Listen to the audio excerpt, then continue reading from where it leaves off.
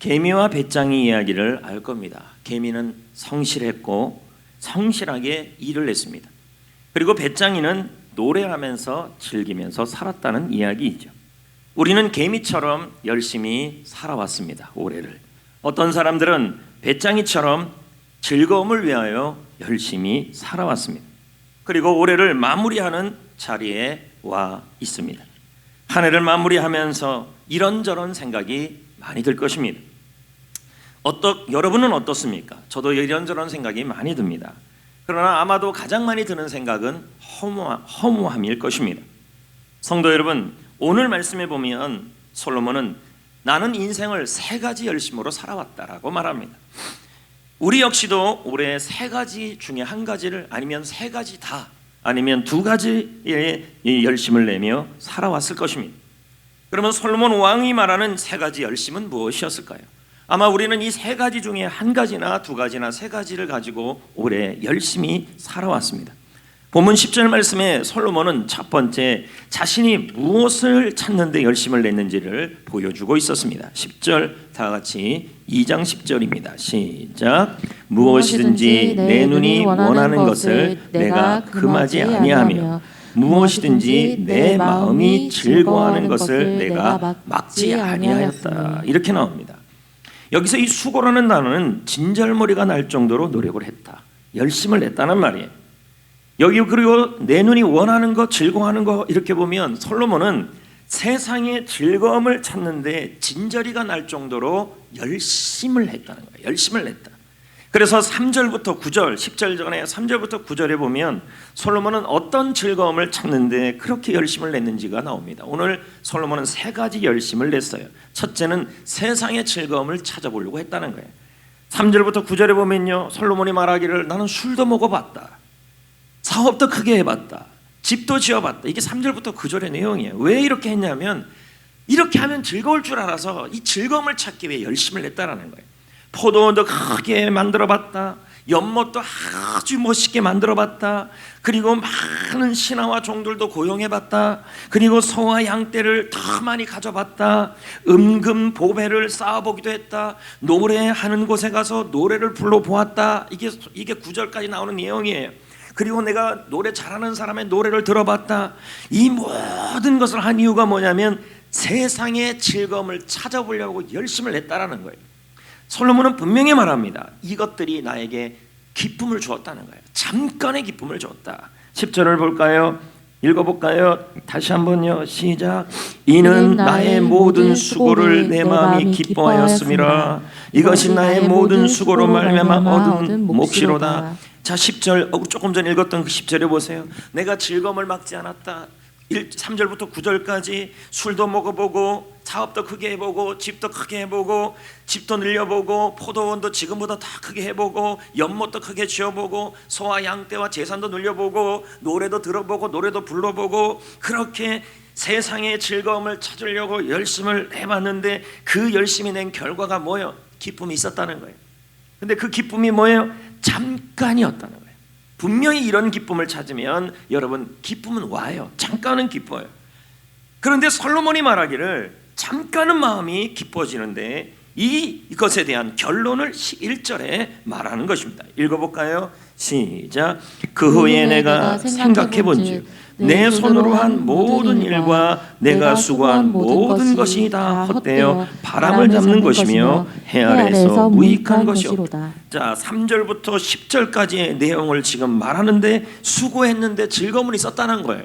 진저리가 날 정도로 노래를 불러보고 진저리가 날 정도로 좋아하는 가수의 노래를 들어보고 그리고 은금과 보배와 종과 소와 양떼와 연못과 포도원을 술도 진저리가 날 정도로 쾌락을 취해서 먹어봤다는 거예요.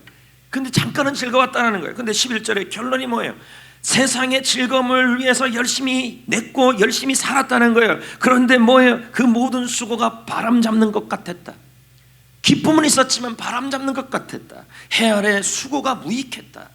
여기서 이 헛되다란 말은 공기 같다는 뜻이에요. 무익하다는 말은 쓸만한 게 하나도 없게 되었다.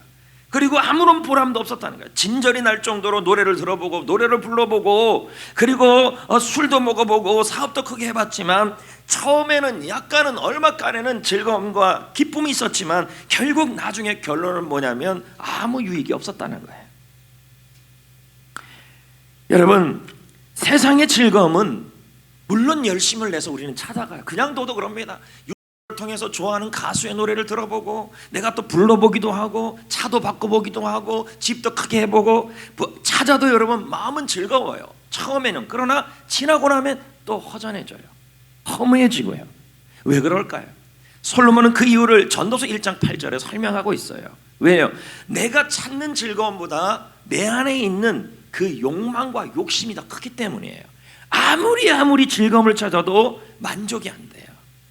보자고요. 1장 8절에 시작. 모든 만물이 피곤하다는 것을 사람이 말로 다 말할 수 없나니 눈을 보아도 족함이 없고 귀를 들어도 가득 차지 이게 뭐예요? 내 안에 있는 욕망이 내 안에 있는 욕심이 세상 즐거움을 아무리 채워도 이게 구멍난 것처럼 채워지지 않아요. 잠깐은 즐거운데. 보세요. 여러분이 좋아하는 가수가 있어요. 그 가수 음악을 들어요. 들을 때 처음에는 와 신곡이다 하면서 들어요. 그러나 여러분 듣다 보면요 나중에는 이런저런 이유로 인해서 그 음악이 실증이 나거나 기분에 따라서 다른 노래를 찾게 돼요. 그렇게 좋았던 노래도 어느 순간 또 싫어지기도 하고. 왜요? 자꾸 사람은 새로운 것을 찾고 싶은 욕망이 있기 때문이에요. 집은 어떻습니까? 처음에는 이 집 말고 조금 더 나은 집으로 바꾸고 리모델링하고 수리하고 나면 그래서 만족을 위해 수리도 하고 그 기쁨을 위해서 열심히 해요. 근데 여러분 1년이 지나고 2년이 지나고 3년이 지나 보세요. 처음에 그 만족했던 그 만족이 사라져요. 왜요? 사람의 마음에 이 마음의 욕심이 또 다른 것을 또 더 좋은 것을 찾게 돼 있다는 거예요. 남자분들은 차에 대한 욕심이 얼마나 큽니까? 그래서 이 차만 사면 행복할 것 같다. 그리고 그 차를 구입했어요. 너무너무 즐겁고 설레요. 잠깐은요. 그런데 다음엔 뭐예요? 다른 차가 또 눈에 들어와요. 왜? 내 안에 있는 욕망과 욕심이 마르지 않아요. 여러분 그 이유가 뭘까요? 아까도 말했지만 사람의 안에 있는 욕심은 마르지 않고 얻어지는 즐거움보다 원하는 욕심이 훨씬 크기 때문에 약간은 세상의 즐거움과 쾌락을 쫓기 위해 솔로몬도 그렇고 우리도 그렇고 한 해 열심히 살아가요. 그래서 다른 음악, 더 좋은 가수, 그 가수가 어떤 음악 냈더라, 어떤 차가 나왔더라, 어떤 집이 있더라, 어떤 집을 만들었더라, 그런 것에 대해서 우리가 열심히 하지만 기쁨이 있다고 솔로몬은 말해요. 그러나 그게 오래가지 못한다는 거죠. 왜? 내 안에 있는 욕심이 훨씬 더 크기 때문이라는 겁니다. 솔로몬은 두 번째 열심에 대해 얘기합니다. 그게 뭐냐면 정보, 공부예요. 참 공부를 열심히 했대요. 13절에 보자고요. 시작. 내가 보니 지혜가 우매보다 뛰어나니 빛이 어둠보다 뛰어난 같도다. 이 말은 뭐예요? 13절에 이제 11절이 지나서 12절 13절에 2장이 지나가면서 솔로몬이 자신이 열심히 한 게 있다는 거예요. 그게 공부예요. 공부도 열심히 하고 지혜도 많이 얻고 책도 열심히 얻었다는 거예요. 그러니까 우리는 말합니다. 똑똑함으로 승부하자. 공부 열심히 하자. 지식을 채우자. 그래서 올해 2020년에 우리 그랬습니다. 똑똑해지자. 공부 많이 하자. 책 많이 읽자. 지식 채우자. 여러분 분명히 말씀드린 것은 책을 많이 읽고 공부를 많이 하고 분명히 즐거움이 있고 유익이 있어요. 솔로몬도 그걸 인정해요. 독서의 좋은 점은 너무도 많고 솔로몬도 공부의 위력을 인정해요. 하지만 그는 이렇게 고백해요. 13절이나 14절에 자 보세요. 공부를 아무리 많이 하고 책을 많이 해도 물론 그게 필요 없다는 게 아니에요. 그게 유익은 한데 역시 공부와 지식과 독서로 해결하지 못하는 일들이 있다는 게 그래서 허무하다는 거예요. 자 볼까요? 14절 시작. 지혜자는 그의 눈이 그의 머릿속에 있고 우매자는 어둠 속에 다니지만 자 지혜자나 우매자나 그들 모두가 당하는 일이 모두 같다. 무슨 말일까요? 지혜자나 공부를 많이 한 사람이나 솔로몬같이 공부를 많이 하고 책을 많이 읽어서 그것을 위해서 열심히 산 사람이나 아무 공부도 못했던 사람이나 뭐예요?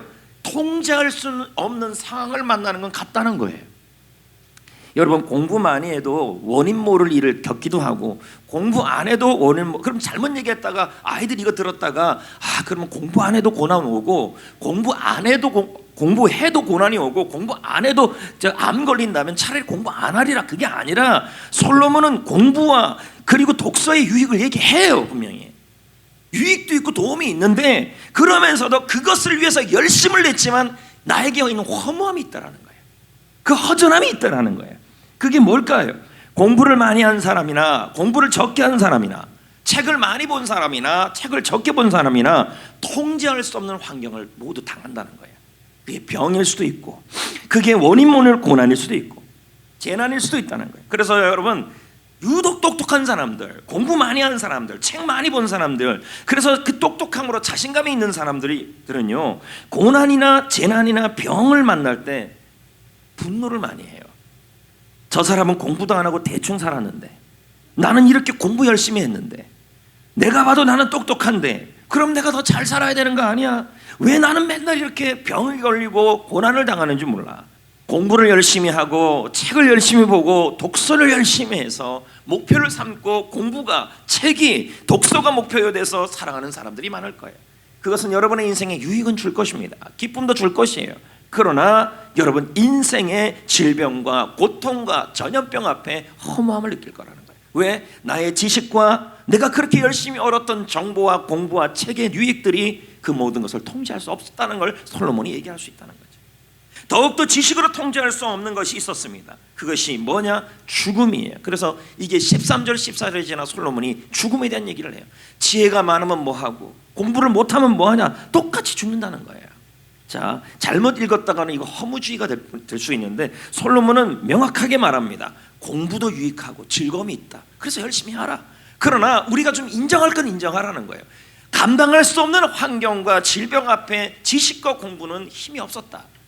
그리고 더욱더 죽음도 내 지식과 공부와 노력으로 죽음을 통제할 수 없다라고 얘기를 해요. 자, 16절을 읽어봅시다. 시작. 지혜자도 우매자와 함께 영원히 기억함을 얻지 못하나니 후일에는 모두 다 잃어버린 지 오래 것임이라. 오호라. 지혜자의 죽음이 우매자의 죽음과 일반이로다. 일반 똑같다는 거죠. 지금 이 문맥을 보시라는 거예요. 이게 14절 13절부터 흘러오는 문맥이에요. 공부예요. 지식이에요. 책이에요. 이 무슨 말이에요? 잘났든 못났든 그렇게 열심히 공부하고 그렇게 열심히 책 읽고 해도 죽는 것은 책 안 읽은 사람과 똑같다는 거예요. 이거 잘못 들었다가는 책 안 읽어도 된다는 말이 아니에요. 책을 읽어도 공부를 해도 유익은 분명히 있어요. 이 세상에서. 그러나 공부와 책이 우리의 목표는 아니라는 거예요. 그러면서 잘났든 못났든 누구나 마지막에는 한 평 안 되는 땅에다 묻힌다는 거예요. 그래서 솔로몬이 16절에 나서 17절에 이렇게 말해요. 똑같은 고백이 나와요. 아까 말한 세상이 3절부터 11절까지 너희들 세상의 즐거움, 술 많이 먹고 집 크게 만들고 외양간 고치고 포도원 고치고 그렇게 해서 그 즐거움을 다 얻고 그걸 위해서 열심히 그 즐거움을 위해서 살았지만 결국은 그것이 나에게 유익이 못 된다는 거죠. 왜? 나의 즐거움, 내 속이 원하는 것보다 얻어지는 것보다 원하는 욕심이 더 크기 때문에 만족이 없다는 거예요. 그러면서 그 다음 단계가 야 지혜자야 우매자야 지혜자 특히 너야 공부 그렇게 많이 하고 책 많이 읽으면 분명히 너 사는데 유익이 있다. 그러나 살다 보면 지혜자야 교만하지 말아라. 뭐입니까? 우매자나 지혜자나 공부를 많이 해도 똑같이 감당하지 못할 일을 당할 것이고 똑같이 죽음을 당할 것이다. 그래서 결론을 맺는 게 뭐냐면 17절이에요. 이 공부에 대한 결론이에요. 자, 이러므로 시작. 이러므로 내가 사는 것을 미워하였노니 이는 헤아려야 하는 일이 내게 괴로움이요 다 헛되어 바람을 잡으려는 것이기 때문이로다. 지금 허무주의를 얘기하는 게 아니에요. 교만하지 말라고 설명합니다. 열심히 공부하는 거 유익해요. 열심히 공부해야 돼요, 학생 여러분. 그리고 어른들도 열심히 책을 보고 독서를 해야 돼요. 하지만 여러분, 책을 보고 독서를 하는 것도 유익해서 그것이 여러분을 이 땅에 살아가는데 훌륭한 사람으로 만드는 수단이 될 수 있어요. 하지만 이거는 인정해야 된다는 거예요. 공부가 모든 답은 아니다. 왜? 통제할 수 없는 고통 앞에, 죽음 앞에 우리가 배운 공부와 책은 힘이 없다라는 거예요. 솔로몬은 우리는 올해 1년 2020년을 살아오면서 참 책도 많이 보고 공부도 많이 하며, 이 말을 하면서 좀 부끄럽기도 하겠죠 여러분. 그렇게 살아온 분들도 있을 것이며, 고3 학생들, 또 취업을 준비한 학생들, 대학생들 열심히 공부하고 이런 상황에서 얼마나 공부하기 힘들었습니까? 그러면서 열심히 해서 기쁨이 있었어요. 대학에 붙고 또 회사에 붙고 그런 기쁨들이 있다라는 거예요. 그러나 그런 일이 있다 할지라도 그렇게 생각한다는 거예요. 대학만 들어가면 다 될 거다. 아니죠 여러분. 지식을 얻고 대학에 들어가고 회사에 취직하더라도요, 내가 감당할 수 없는 일이 있다는 거예요. 죽음도 감당할 수 없고 병도 감당할 수 없다는 거예요. 그래서 지식이 신이 아니라는 거예요. 세 번째 뭐냐면, 이 솔로몬이 말하는 열심히 세 번째는 흔히 이제 우리가 오래 겪은 일들이에요. 뭐예요? 정말 열심히 일을 했어요. 볼까요? 23절 문맥이 흘러갑니다. 일평생에 시작. 일평생에 근심하며 수고하는 것이 슬픔뿐이랴. 솔로몬이 일평생을 위해서 근심하면서 일을 했다. 여기서 수고하다는 단어가 힘써 일하다, 노동하다 그런 뜻이에요. 근심이란 말은 속상하다, 분하다, 슬프다. 그럼 올해를 한번 돌이켜보세요. 열심히 일을 했잖아요. 힘써서 노동을 했어요. 근데 일하면서 속상해요. 일하면서 억울해요. 지금 말씀 그대로예요. 일하면서 울기도 했어요.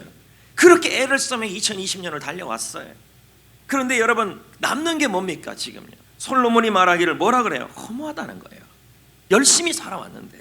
19절 말씀을 보겠습니다. 내가 해 아래에서, 다 같이 시작. 내가 해 아래에서 내 지혜를 다하고. 열심히, 여기 수고라는 단어가 나오잖아요. 힘써서 노동한 모든 결과가 내가 관리하는 게 아니라 누가 관리해요? 그가. 다른 누가 관리한다는 거예요. 그래서 헛되다는 거예요. 무슨 말일까요? 열심히 일했어요. 일해서 내가 남겨줘요.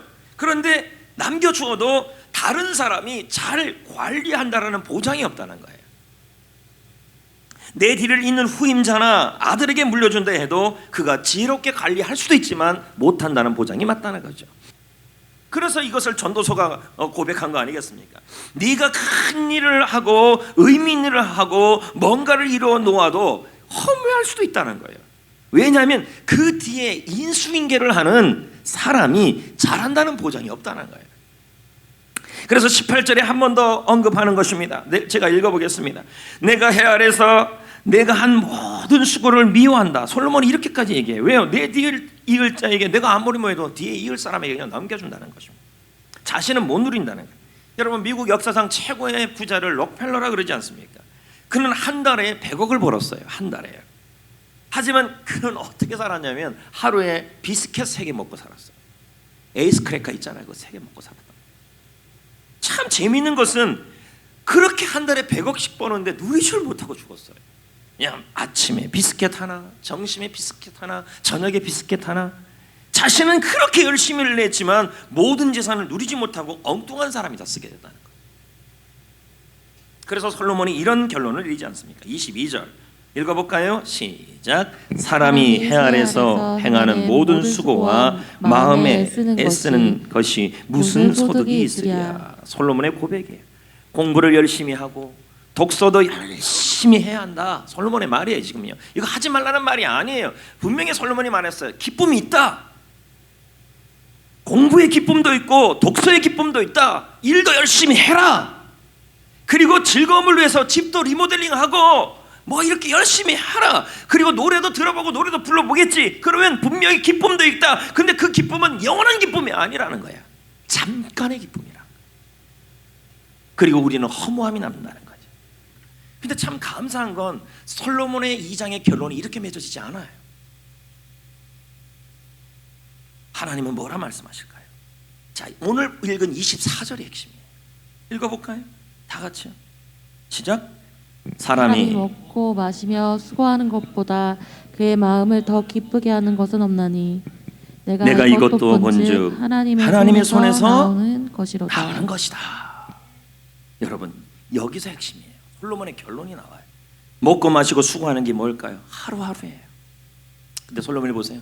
공부하다가 어려운 일 당하고 즐거움을 쫓다가도 만족이 안 되고 그래서 이 모든 것이 잠깐은 기쁨이 있고 일을 해도 잠깐은 기쁨이 있는데 그것이 허무해진다 할지라도 먹고 마시는 그 모든 일상을 말하고 있는 거예요. 그 모든 일상이 버려지는 게 허무함으로 끝나지 않는다는 얘기죠. 왜요? 하나님의 손에 대한 얘기가 나와요. 하나님의 손으로 나의 일상이 허무한 일상들이 버려지지 않는다는 얘기예요. 여러분, 여기서 하나님의 손은 뭘까요? 하나님의 주권이에요. 하나님의 주권은 뭘까요? 하나님이 모든 것을 시작하시면 하나님이 마무리를 지어주신다는 의미예요. 여러분, 2020년 한 해 동안 공부한 거, 일한 거 허무해 보일 겁니다. 속상해도 열심히 일을 해왔는데 내 사업장에 아무것도 남는 게 없어 보여요. 마음이 아파도 열심히 사역을 했어요. 그런데 지금 무의미해 보여요.